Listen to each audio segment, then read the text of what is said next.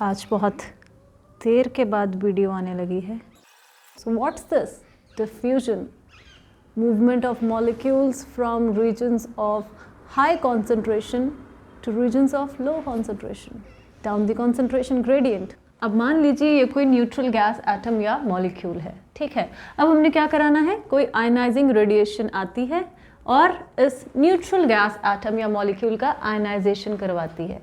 Ionization से क्या होगा, एक इलेक्ट्रॉन इजेक्ट हो जाएगा और आपको उसी गैस का पॉजिटिवली चार्ज्ड आयन मिलेगा, जिसे हम क्या कहेंगे, कैटायन, ठीक है। तो ये दोनों आपको मिले और इन दोनों को आप क्या कहते हैं, क्या कहते हैं, आयन पेयर, ठीक है।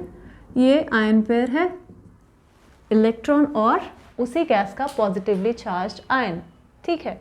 अब क्या होगा, जहां ये बनेंगे, कोई गैस है उसमें अगर आयनाइजेशन हो रहा है इंसिडेंट रेडिएशन से, तो आपको आयन पेयर्स मिलेंगे, ठीक है, काफ़ी सारे आयन पेयर्स मिलेंगे। और जहां ये बने, जिस जगह ये बनेंगे, वहां इन आयन पेयर्स का कॉन्सेंट्रेशन बहुत ज़्यादा होगा। तो होगा क्या, डिफ्यूजन होगा। डिफ्यूजन क्या होगा, from the regions of high concentration towards the regions of lower concentration। तो ये अपने आप diffuse कर जाएंगे, they will diffuse away from the regions of higher concentration। जहाँ ये नहीं है वहाँ पहुँचना चाहेंगे, भीड़ से दूर जाना चाहेंगे, ठीक है। तो ये प्रोसेस अपने आप होगा, आपकी या मेरी या किसी की भी ज़रूरत है नहीं इन्हें, डिफ्यूजन अपने आप होगा, ठीक है। तो कोई एक्सटर्नल एड नहीं चाहिए। तो ये डिफ्यूजन हुआ, और इसमें से और इसमें से कौन ज़्यादा भारी है ये तो आपको पता ही होगा, नहीं पता तो link is there in the description box, do check it out. तो डिस्क्रिप्शन बॉक्स से आपको पता चल जाएगा कि ये इलेक्ट्रॉन इससे बहुत ज़्यादा लाइट है, ठीक है, बहुत ज़्यादा लाइट है। तो क्या होगा, इसका मास इससे बहुत कम है। तो what will happen, ये जो diffusion है, that will be more pronounced in the case of electrons as compared to the positively charged ion। Why? Because electrons की average thermal velocity क्या है, ये कोई constant है multiplied by under root of temperature by mass। electrons की average thermal velocity बहुत ज़्यादा है compare to that of the positively charged ions. Why? Because electron का मास बहुत कम है, मास कम, थर्मल वेलोसिटी ज़्यादा, टेम्परेचर ज़्यादा, थर्मल वेलोसिटी ज़्यादा, ठीक है। तो इलेक्ट्रॉन्स की एवरेज थर्मल वेलोसिटी ज़्यादा होने की वजह से the diffusion process in electrons will be more pronounced compare to the positively charged ions. अब हर जगह दौड़ लगी हुई है, इलेक्ट्रॉन्स इतनी तेज़ी से कहाँ भाग गए, वहाँ जहाँ उन्हें कलेक्ट होना है, ठीक है, जहाँ उन्हें कलेक्ट होना है वहाँ ये तेज़ी से दौड़ते जा रहे हैं, डिफ्यूज़ हो रहे हैं, ठीक है। तो अब अगर मान लीजिए मैंने इस पॉइंट पे सभी इलेक्ट्रॉन्स को कलेक्ट करवाना है, इस एक पॉइंट पे मैं चाहती हूँ यहाँ पे सारे कलेक्ट हो जाएं, बट इतना प्रिसीजन कहाँ है, ये दुनिया है। तो ये इलेक्ट्रॉन्स इधर उधर से झूमते हुए आ रहे हैं और मैं चाहती हूँ ये इस पॉइंट पे कलेक्ट हो, बट ऐसा नहीं होगा, ऐसा नहीं होगा। क्या होगा कि इसमें थोड़ा सा स्प्रेड आएगा, इस पॉइंट पे नहीं कलेक्ट होंगे, थोड़ा सा स्प्रेड आएगा। इसका क्या मतलब है, सिग्मा आएगा। इसका क्या मतलब है, स्टैंडर्ड डेविएशन। अब ये क्या है ये मत पूछना, ठीक है। तो स्टैंडर्ड डेविएशन आएगा तो 2 डायमेंशन में आपको कुछ इस तरह का दिखेगा, कोई गॉसियन शेप्ड पीक है और इसका कोई स्टैंडर्ड डेविएशन ऐसा होगा, कुछ दिख रहा है अबाउट दैट पॉइंट। अब 2 डायमेंशन में आपको ये दिखेगा। तो जिंदगी एक 2D फोटो नहीं है, ये एक 3D चीज़ है, ठीक है। तो इस तरह से अगर 3 डायमेंशन में देखा जाए तो ये गॉसियन शेप्ड पीक 3 डायमेंशन में कुछ ऐसी दिखेगी, ठीक है। और इसका सिग्मा होगा, इसका भी इस पॉइंट के अराउंड सिग्मा होगा, जो कि टाइम के साथ, जो स्टैंडर्ड डेविएशन है इसकी, ये टाइम के साथ बढ़ती जा रही है, it is depended upon time. और ये जो सिग्मा है इसकी वैल्यू क्या होगी, ये, ठीक है। ये डी क्या है, ये डिफ्यूजन कोएफिशिएंट है, this is diffusion coefficient, spelling ठीक है, ठीक है। और ये क्या है, ये है टाइम। ठीक है, तो ये 3D में point like collection of the electron will have a spread into a Gaussian distribution whose sigma or standard deviation is given by this root 2t। d है diffusion coefficient और t है time। तो time के साथ ये spread बढ़ता जा रहा है। इलेक्ट्रॉन कलेक्शन के बारे में बात कर रहे हैं तो मतलब ये प्रोसेस डायनामिक है तो मतलब इसमें टाइम आपको इंक्लूड करना पड़ेगा। टाइम के साथ चीज़ें बदलती जा रही हैं, ये लाइफ है। तो सिंपल केसेस में इस डी की value kinetic theory of gases से प्रिडिक्ट की जा सकती है, लेकिन इन जनरल आपको मोर कॉम्प्लेक्स ट्रांसपोर्ट मॉडल चाहिए होगा एक्सपेरिमेंटल ऑब्जर्वेशंस को समझाने के लिए। अब यहाँ तक हमने बात करी डिफ्यूजन की, इलेक्ट्रॉन्स और गैस के पॉजिटिव आयंस के संदर्भ में। तो अब ये हम क्यों कर रहे हैं? क्योंकि हम गैस फील्ड डिटेक्टर्स के बिहेवियर के बारे में जानना चाहते हैं, हम उनके बिहेवियर को समझना चाहते हैं। तो अब जहाँ गैस के न्यूट्रल एटम्स या मॉलिक्यूल्स हैं, वही आयन पेयर्स भी हैं। आयन पेयर्स क्यों हैं? बिकॉज आयनाइजिंग रेडिएशन के पास करने से इनका आयनाइजेशन हो गया न्यूट्रल गैस एटम्स का, और आपको ये आयन पेयर्स मिल गए। तो जहाँ ये हैं वहाँ ये भी हैं, जहाँ इतने सारे लोग हैं वहाँ टकरार होना तो लाजमी है, क्योंकि कॉल वेटिंग में आजमी है। ठीक है, वहाँ टकरार होना तो लाजमी है। तो वो टकरार क्या है? मतलब कोलिजन्स हो रहे हैं। तो ये कोलिजन्स कितने तरह के हैं, आइए देखते हैं। तो सबसे पहली टाइप क्या होगी? Charge transfer. तो सबसे पहली टाइप क्या होगी? Charge transfer collisions. Charge transfer collision ये कब होगा? जब गैस का positively charged ion cation encounter करेगा न्यूट्रल गैस मॉलिक्यूल को। What will happen? क्या होगा? The electron from the neutral gas molecule will be transferred to this cation, leading to a neutral gas molecule and a cation. ये तो पहले भी था। तो हुआ क्या?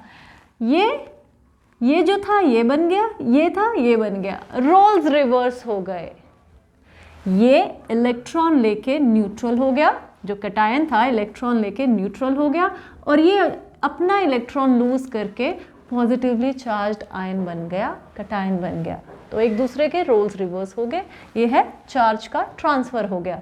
तो ये चार्ज ट्रांसफर कोलिजन्स हैं। अब क्या है, ये जो चार्ज ट्रांसफर कोलिजन्स हैं ये मोर सिग्निफिकेंट तब हो जाते हैं जब हमारे पास एक ही टाइप की गैस ना हो डिटेक्टर में, बल्कि गैस मिक्सचर्स हों, ज़्यादा टाइप की गैस, एक से ज़्यादा टाइप की गैस। तो होगा क्या? Survival of the fittest. जो सबसे कमज़ोर होगा मारा जाएगा बेचारा। ठीक है, तो जिस गैस की आयनाइजेशन एनर्जी सबसे कम होगी, आयनाइजेशन एनर्जी सबसे कम होने का क्या मतलब है? कि वो इजीली अपना इलेक्ट्रॉन लूज कर देगी बाकियों के कंपैरेटिवली, जिसका ज़्यादा कम होगा, सबसे कम होगा आयनाइजेशन एनर्जी, तो वो अपना इलेक्ट्रॉन लूज करके पॉजिटिवली चार्ज्ड आयन बन जाएगी, कटायन बन जाएगी। ठीक है, तो अगर आपके पास गैस मिक्सचर है तो वहाँ ये प्रोसेस ज़्यादा सिग्निफिकेंट हो जाएगा, वहाँ ये कोलिजन ज़्यादा सिग्निफिकेंट होगा। और कोलिजन्स क्यों हो रहे हैं?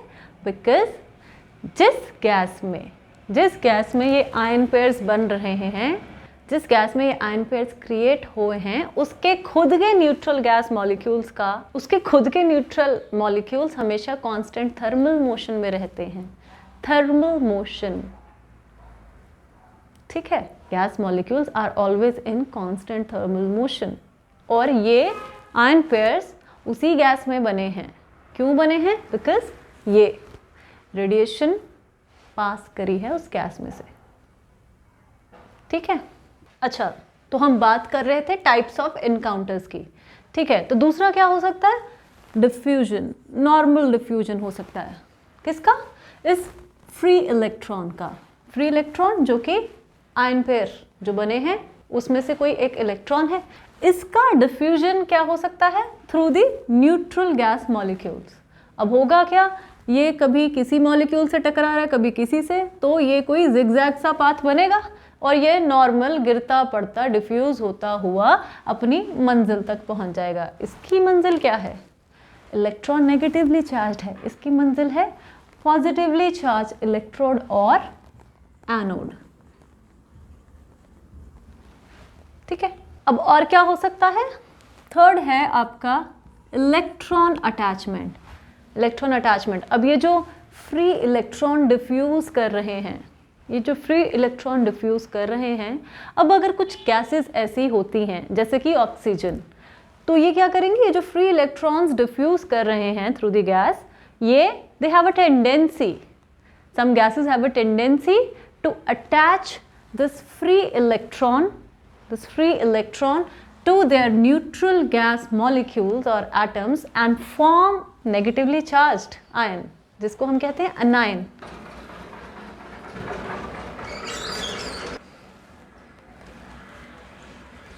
गन्ने का जूस पियो।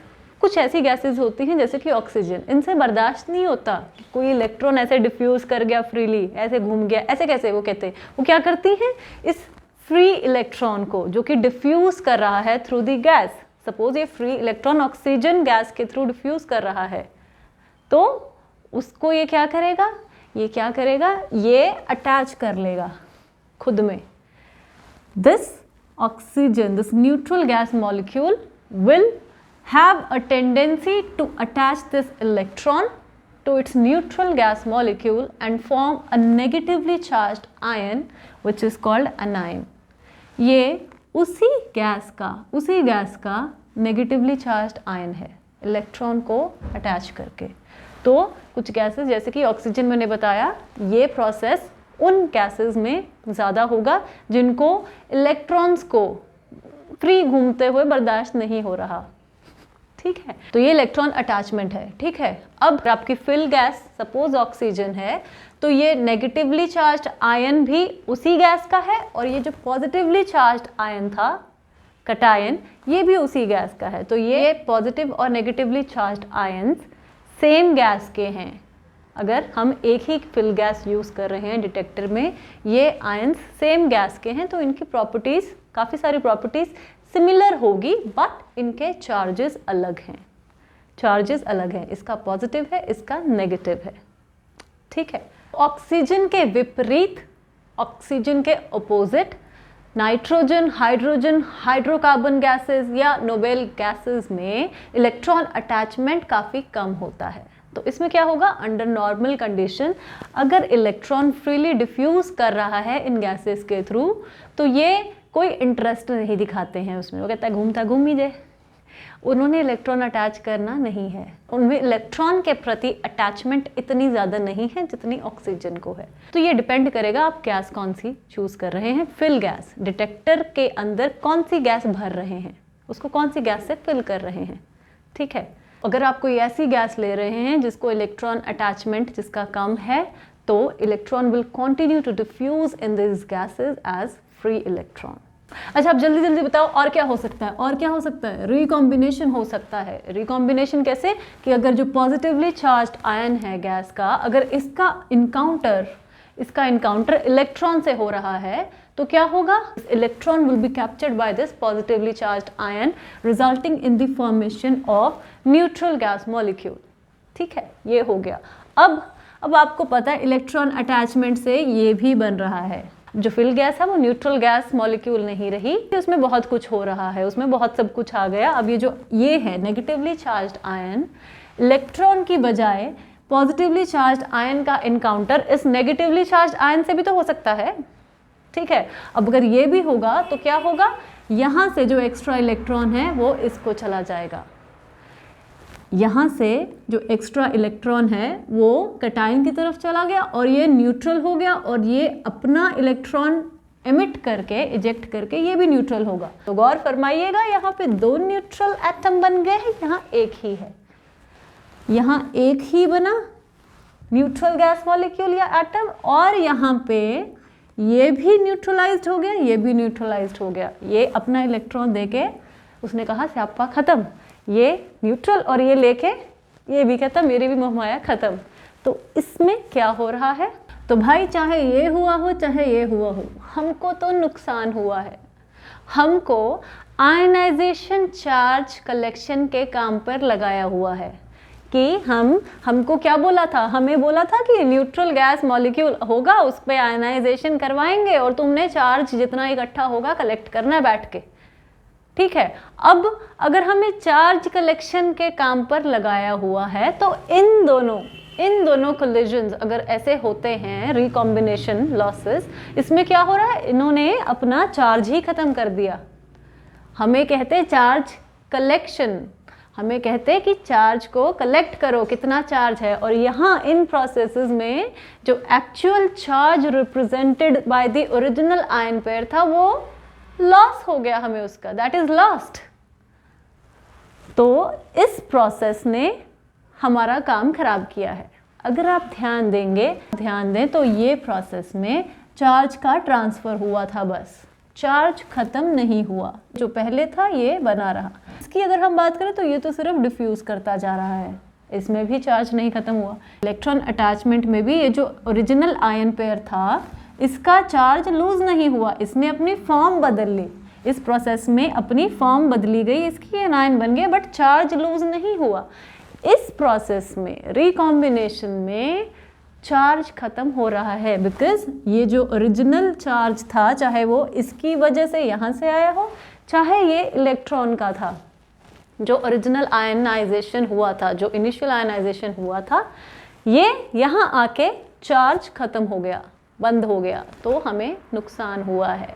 क्योंकि हमें क्या चाहिए थे कि आयनाइजेशन से जो चार्जेस बने वो काउंट करने, वो कहीं लूज नहीं होने चाहिए, बिकॉज उस चार्ज में इंफॉर्मेशन है, एक्चुअल चार्ज में एनर्जी इंफॉर्मेशन है। ओरिजिनल चार्ज का लूज करना मतलब ओरिजिनल इंफॉर्मेशन को लूज करना। ओरिजिनल इंफॉर्मेशन किसकी? आयनाइजिंग रेडिएशन की, एनर्जी की, ठीक है। तो ये प्रोसेस खतरनाक है। तो इस तरह के रिकॉम्बिनेशन से क्या हुआ, the charge represented by the original ion pair is lost and cannot contribute further, ठीक है। अब अगर हम कलेक्ट करने बैठे थे कितना चार्ज हो गया, इन प्रोसेसेस की वजह से चार्ज कंट्रीब्यूशन खत्म हो रहा है, तो ये प्रोसेसेस डेंजरस हैं। तो अब अगर एक प्रोसेस इतना सिग्निफिकेंट है कि इसने ओरिजिनल चीज़ को ही ये खा गया, अब हमारा सारा ध्यान इस प्रोसेस की तरफ आ जाना चाहिए, बिकॉज बाकी सारे प्रोसेसेस चाहे जैसे भी थे, उन्होंने ओरिजिनल आयन पेयर्स का जो चार्ज है वो ख़त्म नहीं होने दिया, उसकी जो इन्फॉर्मेशन थी वो कहीं ना कहीं प्रिजर्व रही, चाहे फॉर्म बदली या कुछ है, लेकिन जो charge represented by the original ion pairs था वो इन्फॉर्मेशन इन्होंने लूज नहीं होने दी। बट ये प्रोसेस जो है, ये इसकी इतनी हिम्मत कि जो हमें चीज़ चाहिए थी इसने वही खत्म कर दी। अब अगर आयन पेयर्स ही नहीं मिल रहे आपको तो what the hell are we doing here, you remember that statement. अब अगर मैं मान लूँ कि जो n+ है, n+ क्या है, number density, number density of किसकी, पॉजिटिवली चार्ज्ड स्पीशीज की। अब मैं स्पीशीज बोल रही हूँ, ठीक है। तो अब आप यहाँ पे देख रहे हैं पॉजिटिवली चार्ज स्पीशीज कौन सी है, ये कटायन। तो n+ क्या होगी, इनकी नंबर डेंसिटी। और अगर n- मैं कहूँ कि ये क्या है, number density of negatively charged species, species के बारे में बात करें तो ये क्या होंगे, इसमें अनायन भी आएगा और इलेक्ट्रॉन भी आएगा। तो ये दोनों, अनायन भी नेगेटिवली चार्ज है और इलेक्ट्रॉन भी। तो n- क्या है, number density of negatively charged species, ठीक है। अब रिकॉम्बिनेशन में अगर हम देखें तो रिकॉम्बिनेशन में पॉजिटिवली चार्ज स्पीशीज भी हैं और नेगेटिवली चार्ज्ड स्पीशीज भी हैं, ठीक है। और ये जो हमें लॉस हो रहा है, ये लॉस हो रहा है वो क्यों हो रहा है, रिकॉम्बिनेशन की वजह से। लॉस किसका हो रहा है, जो original charge represented by the ion pair था उसका हो रहा है, ठीक है। लॉस क्यों हुआ, कोलिजन्स की वजह से, ठीक है। अब कोलिजन्स होने की फ्रीक्वेंसी, ये कोलिजन्स कितने फ्रीक्वेंट होंगे, जितने ही ज़्यादा तादाद में ये पॉजिटिवली और नेगेटिवली चार्ज स्पीशीज होंगी, ठीक है, जिनको मैं n+ और n- कह रही हूँ, इनकी नंबर डेंसिटी को। जितना ही ज़्यादा इनका नंबर होगा इन यूनिट वॉल्यूम, उतना ही ज़्यादा प्रोबेबिलिटी होगा, उतने ही फ्रीक्वेंट होंगे कोलिजन्स। कोलिजन्स होने की जो फ्रीक्वेंसी है that will be directly proportional to the product of the 2 species involved, ठीक है। इसके ऊपर भी डिपेंड कर रहा है और इसके नंबर के ऊपर भी डिपेंड कर रहा है, एंड है दिस एंड दिस, इसका और इसका नंबर डेंसिटी, पॉजिटिवली चार्ज और नेगेटिवली चार्ज स्पीशीज का, ये तो क्या हुआ, कोलिजन फ्रीक्वेंसी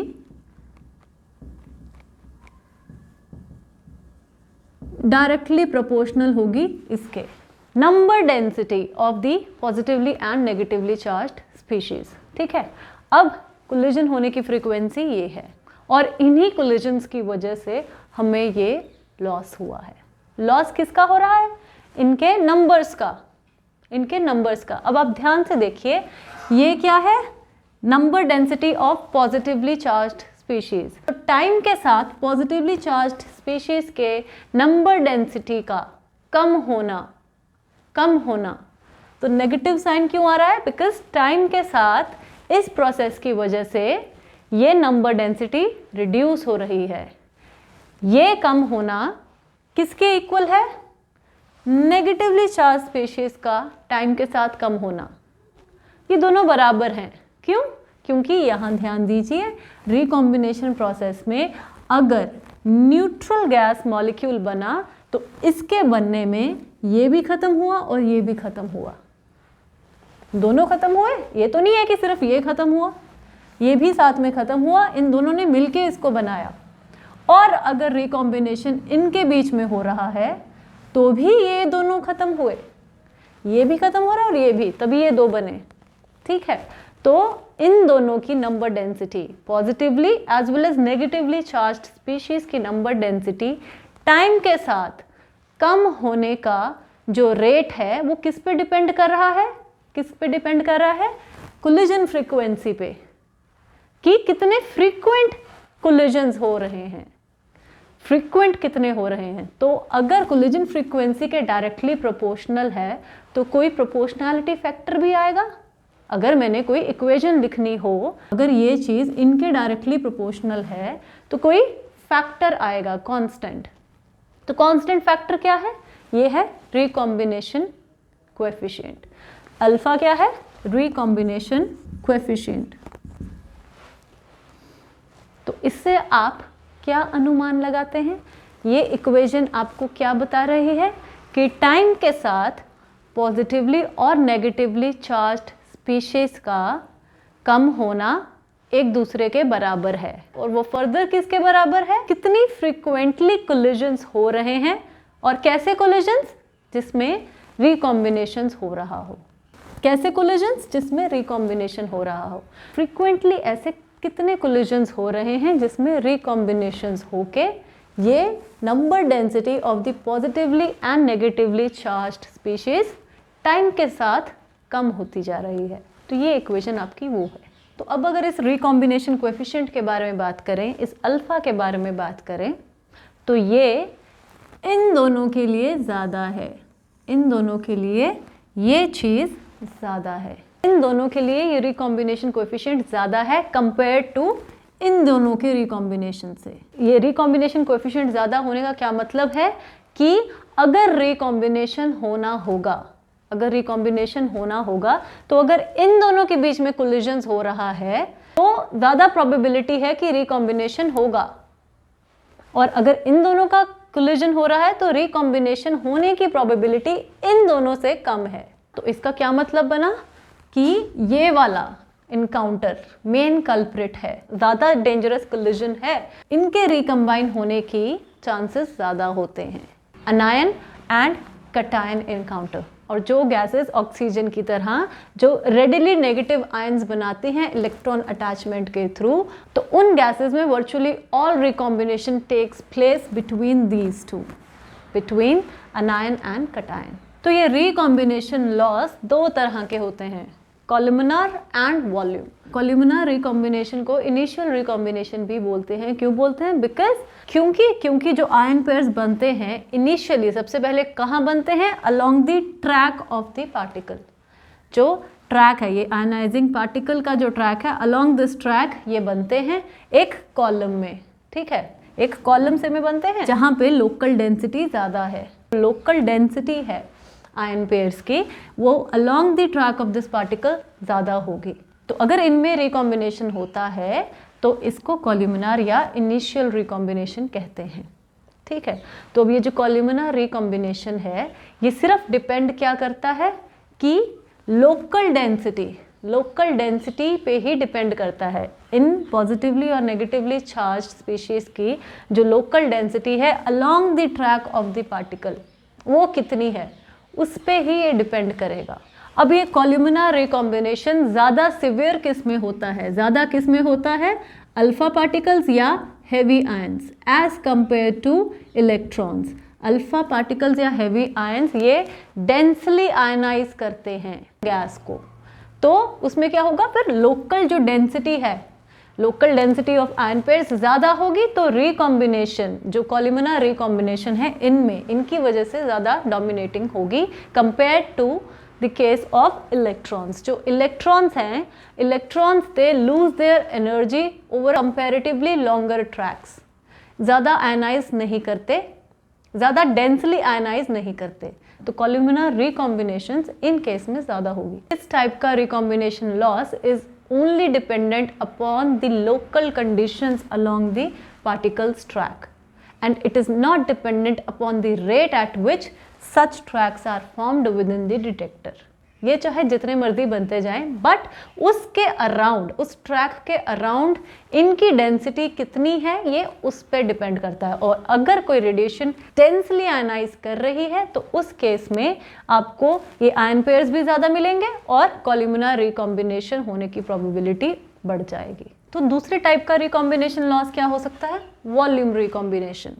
तो रिकॉम्बिनेशन एक कॉलम में ना होते हुए डिटेक्टर की वॉल्यूम में रिकॉम्बिनेशन अगर हो रहा है, इमीडिएट लोकेशन में, इमीडिएट लोकेशन क्या है, पार्टिकल का जो ट्रैक है उसके अराउंड रिकॉम्बिनेशन ना होने की बजाय वॉल्यूम में, डिटेक्टर की वॉल्यूम में रिकॉम्बिनेशन हो रहा है, वो कैसे होगा, सपोज कोई गैस है, अब आयनाइजिंग रेडिएशन आई, ठीक है, ये उसका ट्रैक है, तो इसने अलोंग दिस ट्रैक आयनाइजेशन करवाया किसका, न्यूट्रल गैस मॉलिक्यूल्स का। अब आयनाइजेशन हुआ तो क्या बने, कटायन और इलेक्ट्रॉन, इनका डिफ्यूजन होगा, डिफ्यूजन क्योंकि यहाँ अलोंग दिस ट्रैक इनकी कॉन्सेंट्रेशन ज़्यादा है, इसका डिफ्यूजन होगा। और क्या हो सकता है, डिफ्यूजन भी हो सकता है, और क्या हो सकता है, ड्रिफ्ट भी हो सकती है। ड्रिफ्ट कैसे होगी कि अगर मैं एक एक्सटर्नल इलेक्ट्रिक फील्ड प्रोवाइड करूँ, क्यों, क्योंकि ये जो था ये पॉजिटिवली चार्ज इलेक्ट्रोड है, ये एनोड है, और अगर नेगेटिवली चार्ज इलेक्ट्रोड आपका क्या होगा, ये होगा कैथोड, ठीक है।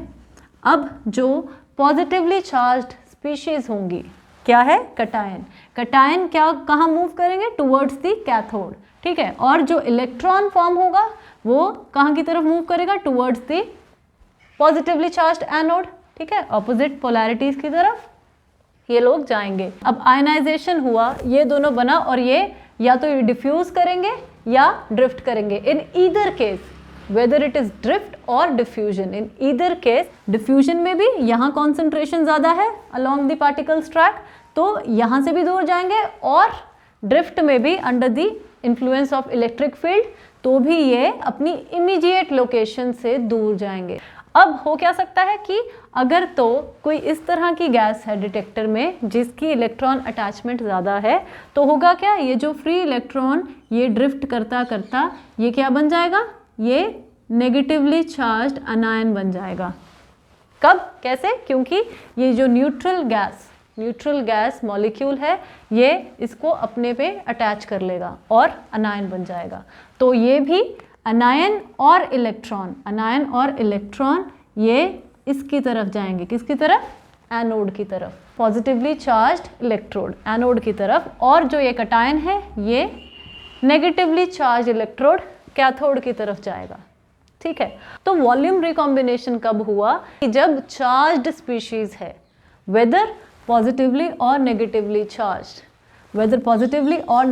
चार्ज्ड, जब चार्ज्ड स्पीशीज अपनी immediate location along the track उसको छोड़ दें, ठीक है, उससे दूर चले जाएं, वेदर बिकॉज ऑफ ड्रिफ्ट और डिफ्यूजन, वो तब ना रिकॉम्बाइन करें, तब रिकॉम्बाइन करेंगे तो वो कॉल्यूमिनर रिकॉम्बिनेशन हो जाएगा। वो थोड़ा सा दूर चले जाएं, जब दूर चले जाएंगे तो या तो ये इलेक्ट्रॉन कैप्चर हो जाएगा इलेक्ट्रॉन अटैचमेंट हो जाएगा तो ये इलेक्ट्रॉन ये बन जाएगा, या तो इसको कुछ भी नहीं होगा, ये घूमता रहेगा, तो diffusion. In either case in दोनों ने, इलेक्ट्रॉन और अनायन ने, एनोड की तरफ जाना है। और जो कैटायन है, अगर इसका भी इसके साथ कोल्यूमिनार रिकॉम्बिनेशन नहीं हुआ, ये थोड़ा सा दूर चला गया, तो ये कैथोड की तरफ जाएगा। तो होगा क्या, तो हमें क्या करना है, हमें चार्ज कलेक्ट करना है। और वो कब होगा कि जब तक ये और ये अपने रिस्पेक्टिव इलेक्ट्रोड्स की तरफ पहुंच नहीं जाते। ठीक है, तो इस प्रोसेस को होने में थोड़ा टाइम लगेगा, इस प्रोसेस को होने में थोड़ा टाइम लगेगा, जिसे हम क्या कहते हैं, ट्रांजिट टाइम। ट्रांजिट टाइम वो वाला टाइम है जितना टाइम ये ले रहे हैं ये आयंस या इलेक्ट्रॉन्स। आयंस में मैं पॉजिटिवली और नेगेटिवली चार्ज दोनों को बोल रही हूँ। ये आयंस और इलेक्ट्रॉन्स जितना टाइम ले रहे हैं टू रीच देयर इलेक्ट्रोड्स, वो उनका ट्रांजिट टाइम है। तो जितना टाइम, सपोज अगर मैं इसकी बात करूं, इसने यहाँ तक पहुँचना है, जितना ये टाइम लेगा, मीनवाइल अदर ट्रैक्स कहीं ना कहीं और फॉर्म हो जाएंगे because of this ionising radiation. Ionising radiations आ रही हैं जिसकी वजह से आपको ट्रैक्स मिल रहे हैं। तो मीनवाइल जब ये ड्रिफ्ट या डिफ्यूज कर रहा है टुवर्ड्स द एनोड, ये इलेक्ट्रॉन की अगर हम बात करें, तो meanwhile other tracks are formed in the detector elsewhere. इसके अलावा और भी कहीं ट्रैक्स बनते होंगे। ठीक है, और क्या हो सकता है कि इसका इनकाउंटर किसी और ट्रैक के बने हुए कैटायन से हो जाए। ये इलेक्ट्रॉन डिफ्यूज कर रहा है, यहाँ एनोड की तरफ जाने की कोशिश, एनोड की तरफ जाने की कोशिश कर रहा है, और मीनवाइल किसी और ट्रैक का जो आयन पेयर्स बने उसके साथ इसका रिकॉम्बिनेशन हो गया, उसके पॉजिटिव आयन के साथ इसका रिकॉम्बिनेशन हो गया। तो अब ये रिकॉम्बिनेशन बिल्कुल इनिशियल स्टेज पे ना होने के बजाय कहीं दूर जाके हुआ और इंडिपेंडेंट ट्रैक्स में हो रहा है, तो इसको क्या कहेंगे, वॉल्यूम रिकॉम्बिनेशन। तो ये रिकॉम्बिनेशन किसी इलेक्ट्रॉन और पॉजिटिव आयन या किसी नेगेटिवली चार्ज्ड आयन या कैटायन में हो सकता है, क्योंकि ये जब दूर जाएंगे ये भी बनेगा और इसका भी एनोड की तरफ जाते जाते किसी और ट्रैक के कैटायन के साथ इसका इनकाउंटर होके रिकॉम्बिनेशन हो सकता है। इस तरह के रिकॉम्बिनेशन को हम वॉल्यूम रिकॉम्बिनेशन कहते हैं। तो वॉल्यूम रिकॉम्बिनेशन किस पे डिपेंड करेगा, ये कब बढ़ेगा, जब इरेडिएशन रेट, इरेडिएशन मतलब जितनी ही ज़्यादा आयनाइजिंग रेडिएशंस पास कर रही हैं डिटेक्टर में, उतने ही ज़्यादा ये ट्रैक्स बन रहे हैं और उतने ही ज़्यादा फिर चांसेस बन जाएंगे कि जो रिकॉम्बिनेशन लॉस है थ्रू वॉल्यूम रिकॉम्बिनेशन आपका हो। तो this volume recombination depends upon the irradiation rate. इस चीज़ का कंक्लूजन क्या है कि अगर आप कोई gas filled radiation detector use कर रहे हैं तो उसमें सबसे ज़्यादा जो लॉस हो रहा है, जो डेंजरस कोलिजन है जिसे हम कह सकते हैं, वो क्या है, रिकॉम्बिनेशन की वजह से, बिकॉज उसकी वजह से आपके जो ओरिजिनल आयन पेयर्स के चार्ज हैं वो लूज़ हो रहे हैं। ठीक है, ये चीज़ क्यों हुई, क्योंकि इनको रिकम्बाइन करने का मौका मिल रहा है, आपस में कंबाइन करने का मौका मिल रहा है। तो वो चीज़ आप कैसे हटा सकते हैं, तो मेजर आपको डील करना है इस फैक्टर से। तो वो चीज़ आप कैसे रिड्यूस कर सकते हैं, charge collection and separation should be as rapid as possible, as rapid and as quick as possible, कि जब तक ये रिकम्बाइन करने लगे उससे पहले ही इनका सेग्रीगेशन हो जाए और ये कलेक्ट हो जाएं अपने अपने रिस्पेक्टिव इलेक्ट्रोड्स की तरफ। तो वो कैसे होगा, you have to apply a high electric field between the collecting electrodes.